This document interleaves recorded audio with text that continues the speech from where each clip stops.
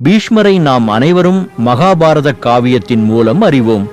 அவரின் வாழ்க்கை பாடம் பீஷ்மரின் கதை நமக்கு கற்றுக் கொடுக்கிறது. ஒரு மனிதனின் சொல் அவனுக்கு பெருமை தரலாம், ஆனால் சில நேரங்களில் அந்த சொல் அவனை தர்மத்திலிருந்து விலகச் செய்யவும் கூடும்.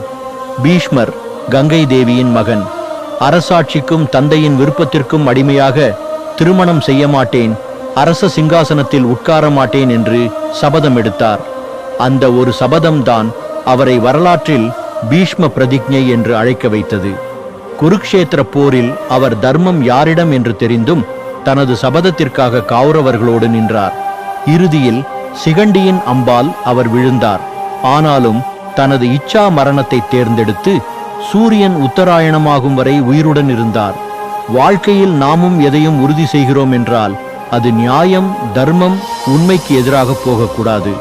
இல்லாவிட்டால் அந்த வாக்குறுதியே ஒரு நாள் சுமையாகி நம்மை தவறான பக்கம் நிறுத்திவிடும்.